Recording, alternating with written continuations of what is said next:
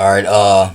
I'm doing something right now. Kind of. It's almost like a criminal profiler. It's like I've been on this journey to understand things that pertain to spirit and spirits and supernatural or supernatural things. Paranormal stuff because there's an increasing amount of paranormal activity in my life and in the world abroad, man, in general. And there's a lot of causes, but there's some old factors that about demons that there's actually accounts of. There's basically it's like an intelligence file. It's like a dossier on these demons. So I'm gonna spout off some of these characteristics and the only weaknesses that are put in there, man. There's really, at least in this particular book, that Testament of Solomon. This is all that's in there. So I'm just the internet's getting shut soon. We ain't got long to study these things. You better get what you can now. And this is exactly what I'm doing. So I ain't just gonna talk about it. I'm gonna be about it, and I'm gonna walk that out. If you understand what I mean. All right. Anyway, Ornias is this first demon's name. Okay, and I'll go through this stuff first before I talk about other things. Anyway, uh, making di making diagnoses in this real world, like some of these characteristics fit people. Anyway, here's its characteristics. It comes at sunset. You know what I'm saying? You ever notice how some people get weird around nighttime? You know what I'm saying? Like right as the sun goes down, like right around dinner time, maybe they get like a weird mood shift. You know what I'm saying? Anyway, okay, and it resides in the Aquarius section of the sky. You know what I'm saying, or the time of that. So that's a spirit in the spirit of Aquarius. The Theosophic Blavatsky Aquarius stuff. That's Ornias. Uh, Ornias operates in strangulation. So, all right, night attacks, when people say they're getting their chest pushed down, it has the ability to strangle. Like, just like, look, babies dying in the night, uh, people choking on things out of nowhere. It sucks blood. It's a vampire. It literally sucks blood. It says it steals money and your stuff. It takes half of this dude's pay every day at sunset. Like the dude who steals your milk money every day, like the bully. Uh, it steals vitality. It was sucking this dude to the point where he was all skinny and frail and it literally was like the Stephen King thinner. Uh, it's called a pesky demon. So it's pesky. It's constantly a pest. It pesters. It's uh, it's a bully, and you know what I'm saying. There, but it did not said it that in there. But by these characteristics, this is a bully. This is a thief. This is a vampire, and it's a pest. And it literally wants to strangle. Sometimes this form of strangle is kind of like slowly sucking the life out of someone, or choking them out, or wearing them out, like the spirit of a python that wears its victim out. Same thing with uh I mean most parasites don't kill their victim right away. They keep them alive for a long time and zombie slave them out in a way. So and this is a common characteristic of these demons, is that they slave people and they put them in bondages and they convince them to do bad things, or sometimes, and the demon profits off it, and the people are only destroyed for it, or ruined. Destruction comes. Anyway, he can come. He comes in a flaming fire.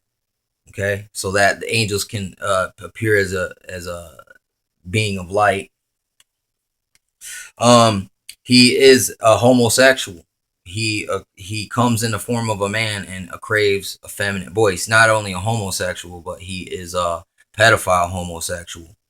So people worship these things. You know what I'm saying? And I mean, look, here's the thing.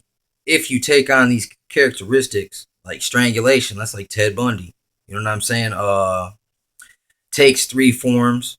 So he's a shapeshifter. They're shapeshifters.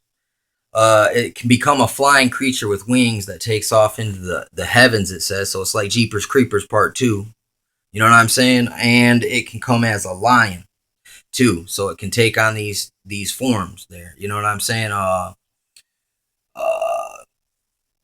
you know, and he's also descended from an archangel, you know? So only the only things that there's things that weaken and thwart these things, hymns of praise and glorifying God, and the angel that he's got, like an arch enemy angel, an archangel, and his name's Uriel. If you want to get any information on Uriel, there's a book called Second Ezra's, that there's a encounter with Uriel in it.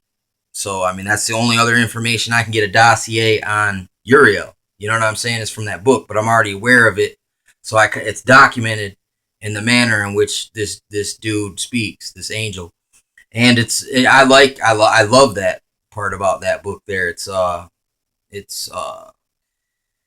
it I don't know, man. It's obscure in the rest of the Bible. There's times where angels come in messengers, but they're not named. You know what I'm saying? There's a lot of weirdness to this subject here. But anyway, look, there's hidden intentionally information in this right here. So Uriel thwarts him, and he is terrified of iron. And his job was to cut stone. That was one of his punishments. And he offered up the rest of the demons, so he was a snitch of the demon world as well. So it shows that these things are so cutthroat. Can you trust a thing that it's other demons can't even trust this thing? You know what I'm saying? They're like that mercenary, that cutthroat. And I mean, you get the stories of gins in bottles and stuff like that. This all comes from the same school of thought here. But anyway, okay, listen, let me think. I mean, right now, I know someone who is suffering from uh, being being choked by a invisible thing, and having wounds show up on the hands that they don't know how got there, and money problems, and they're getting skinnier too. So I mean, it's like, look, it got Ornias all written all over it. You know what I'm saying? In a way, because I mean, uh,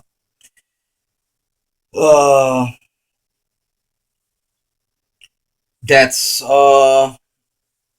that's pretty freaking that's pretty scary right there. Okay, and yeah, and he's terrified of iron. I'm not sure how that works, but that shows that these things are thwarted off by different element things. So when people say, "Oh, that's witchcraft," it's like, no, wait a second. You want me to believe this is witchcraft when, hey, look, it wouldn't be a bad idea to keep yourself protected from the freaking spirits. I'm sure you don't need iron or need necessarily to know this about the Uriel thing when you already have the power and the authority in the name and the blood of Christ. And these demons in this testimony even prophesy that.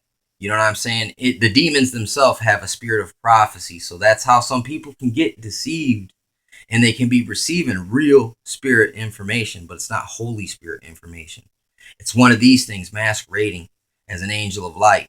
You know what I'm saying? Because we don't even know their names. We don't even really know they exist because we haven't been taught it. We've been taught that it's all our own characteristics that are demons, or when a person does really bad, they're a demon, but not really believing that an actual demon entity is really puppeteering, or at least provoking and coercing. See, that's the thing. A lot of people ain't controlled by demons. They're coerced. But some are really possessed. So when a person's being coerced and manipulated and puppeted by a demon, and if you don't know there's demons, you're going to think it's that person. So therefore, you're going to judge that person. And the demon uses that bad blood residual energy there for even more attachment. It's getting a bigger smorgasbord of energy, because I mean right here it says that it basically, why is it sucking his blood and making him turn thinner? It's stealing his life force, his vitality. You know what I'm saying? Turning him into a uh, basically really malnourished, and that's all through a vampire effect where it says it sucked blood from his hand every night. And like I said, once again, and they have sexual. He has a sexual appetite that craves effeminate boys. You know what I'm saying? That's So when look, any organizations that crave effeminate boys, you know what I'm saying? Listen, that's got Ornias written all over it, like Nambla. That's Ornias possessed, influenced people that are into that sort of thing. I mean, you know what I'm saying?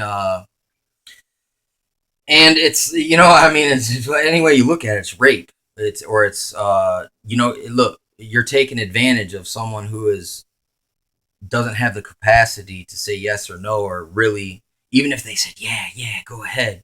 Listen, you're still taking advantage of someone who is vulnerable and look, they're naive. So you know what I'm saying? That's kind of how that thing works right there. They're predatory.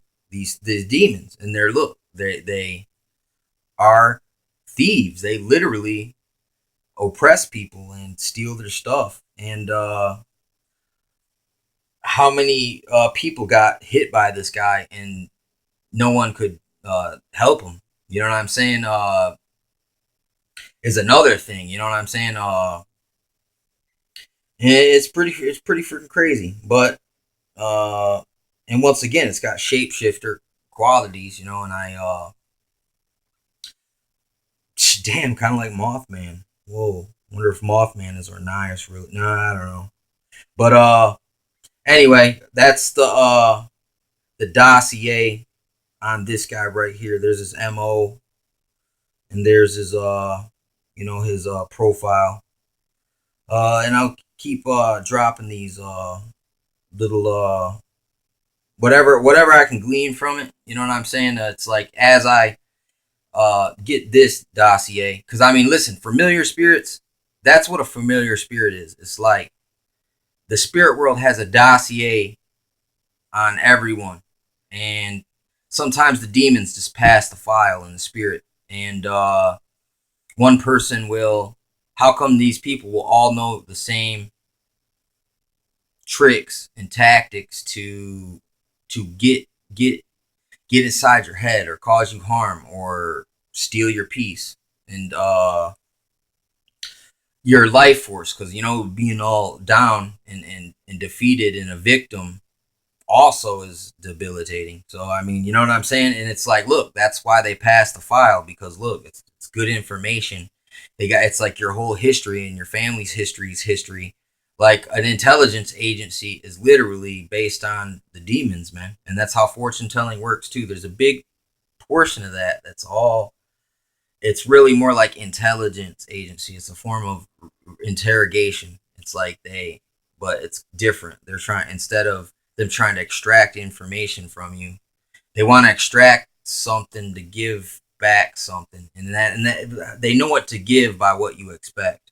So it's you know what I'm saying. So and once again, these things can actually they play their cons as well. So, and they're very mercenary, and so they're traitors and betrayers too. So these things will tell you false information in a heartbeat, if they can.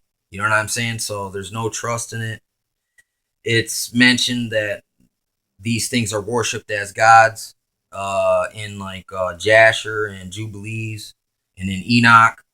And these are the spirits. And he also descended from an archangel. So, I mean, look, this thing is part angel, this Ornias character here. And yeah, really nasty little thing here. I mean, these things are worse than the freaking mafia tribute. You know what I'm saying? These things are worse than fire insurance.